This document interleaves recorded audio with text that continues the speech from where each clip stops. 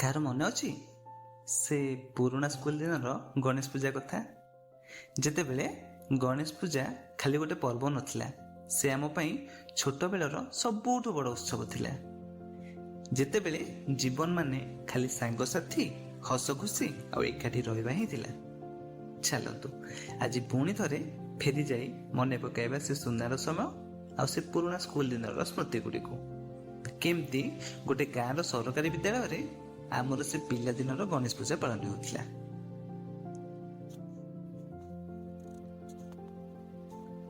ମନେ ଅଛି ସେ ପୂଜା ପୂର୍ବ ଦିନର ପ୍ରସ୍ତୁତି କଥା?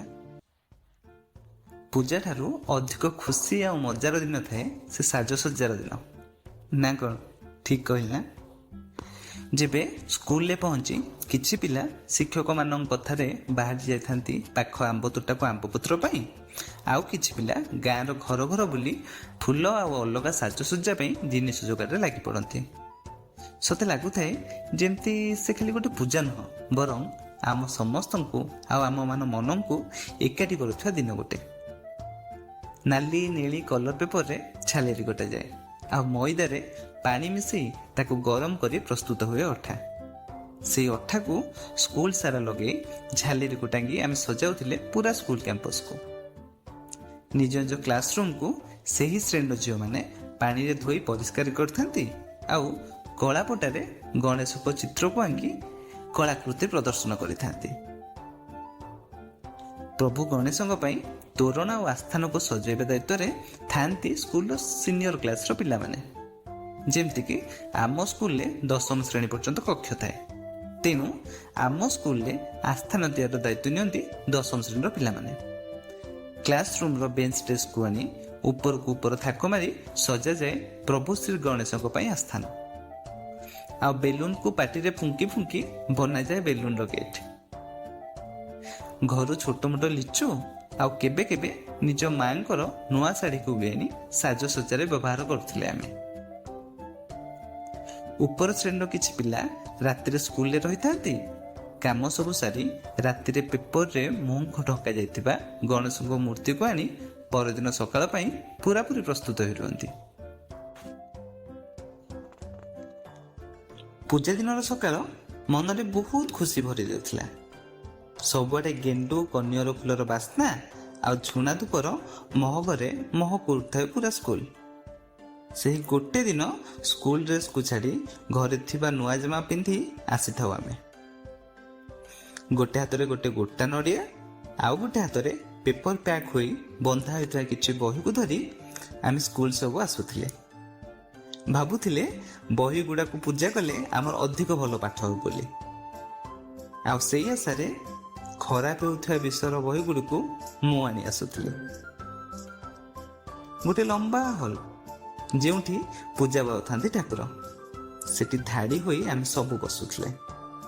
ମନ୍ତ୍ର ଆଉ ପୂଜା ପାଠର ଧ୍ୱନିରେ କମ୍ପୁଥିଲା ପୁରା ସ୍କୁଲ ପରିସର। ହେଲେ ଆମେ ତା ପ୍ରତି ଧ୍ୟାନ ନ ଦେଇ ନିଜ ନିଜ ଭିତରେ ଗପି ପାରିଥିଲେ ମସ୍କୁଲ। ପାଖରେ ଥିବା ଶିକ୍ଷକ ଆମେ ଗପୁଥିବାର ଦେଖି ଆମକୁ ତାଗିଦ କରୁଥିଲେ ମଧ୍ୟ କିଛି ସମୟ ପରେ ପୁଣି ଆରମ୍ଭ କରିଦେଉଥିଲେ ଆମେ ଆମର ଗପ। ପଛରେ ବସିଥିବା ପିଲା ସାମ୍ନା ପିଲାର ଚୁଟିକୁ ଝିଙ୍କି ଦେଇ ନ ଜାଣିଲା ପରି ହେଉଥାଏ, ଆଉ କେହି କେହି ବାହାରେ କୋଉ ସାଙ୍ଗର ଚପଲକୁ ନେଇକି ଲୁଚେଇ ଦେଇଥାଏ। ପରେ ବ୍ରାହ୍ମଣଙ୍କ ହାତରୁ ନିଜ ମୁଣ୍ଡରେ ହଳଦୀ ଗୁଣ୍ଡ ପକେଇବାକୁ ସଂଘର୍ଷ ଲାଗୁଥିଲା। ଆଉ ପୂଜା ଶେଷରେ ପୁଷ୍ପାଞ୍ଜଳି ପାଇଁ ଫୁଲ ନ ମିଳିଲେ ପାଖ ପିଲାଠୁ ଫୁଲ ଟିକେ ଛିଡ଼ି ଦେଇ ଆମ ସାମର୍ଥ୍ୟ ହିସାବରେ ଠାକୁରଙ୍କ ଆଡ଼କୁ ଫିଙ୍ଗି ଦେଉଥିଲେ ଆମେ। ପୂଜା ପରେ ଧାଡ଼ି ଛୁଟୁଥିଲା ପ୍ରସାଦ ସେବନ ପାଇଁ ଗୋଟିଏ ଜାଗାକୁ। ସ୍କୁଲର ବଡ଼ ଭାଇମାନେ ଥାନ୍ତି ଖାଇବା ବଣ୍ଟାର ଦାୟିତ୍ୱରେ।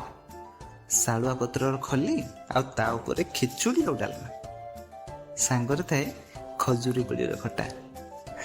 ଖଟା ଦେବା ବେଳେ ଭାଇଙ୍କୁ ଚୁପକି ଗୋଟେ ଖଜୁରୀ କୋଳି ପାଇଁ କହିଦେଉଥିଲେ, ଆଉ ଗୋଟିଏ ଜାଗାରେ 2ଟା ଖଜୁରୀ କୋଳି ମିଳିଗଲେ ଖୁସି କହିଲେ ନ ସରେ।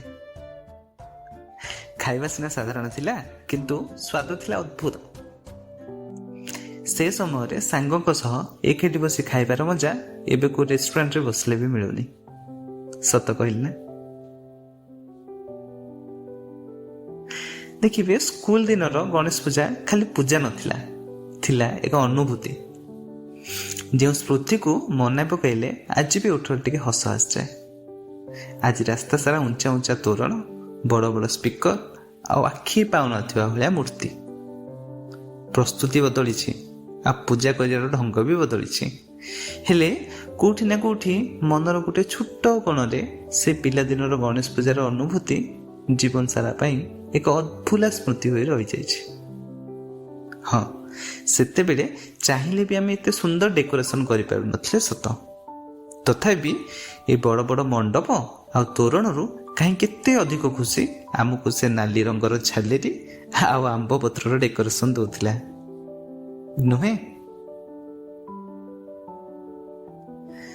ଆପଣଙ୍କ ସ୍କୁଲ ଜୀବନର ଯଦି ସେମିତି କିଛି ଅଭୁଲା ସ୍ମୃତି ଅଛି ତେବେ କମେଣ୍ଟ ବକ୍ସରେ ଜଣାନ୍ତୁ। ରହିଲି, ଜୟ ଜଗନ୍ନାଥ।